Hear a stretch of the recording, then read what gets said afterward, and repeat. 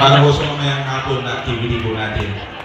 Lagi nyo tatandaan ng bawat paaralan na nagsasagawa ng intrams bawat taon.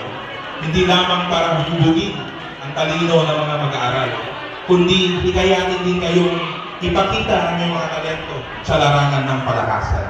Katulad nga po ng sinabi ni Sir Aison kanina, na si Big Daddy Banyares Donato, bilang konsehal ng Bayan ng Amulon, may mga programa po na nakatuon para sa mga sports activity. Katulad po ng magbola, huwag magdroga project ni Big Daddy Donato na nagbibigay ng mga sports material sa lahat po ng eskwelahan dito po sa Bayan ng Amulon. Mahalaga ito upang matutunan nyo kung paano makihalubilo, makiisa, makibagay at makipagkapwa sa mga kapwa ng estudyante. Layunin rin ito na mapaunlad ang physical at spiritual na aspeto ng mga mag-aaral sa intransyapo. Makapagbigay din ng bawat mag-aaral at magkaroon ng pagkakataon na makasalamuhan nila ng kapwa mag-aaral sa iba-ibang baitang. Lagi niya lang kung tatandaan na binibiling ko ni Mayor Elpidio Reyes Rendon at ni Vice Mayor Edward Antonio na lahat po ng Team Salvation kay Puso susuporta po sa Club Grande National Idol School.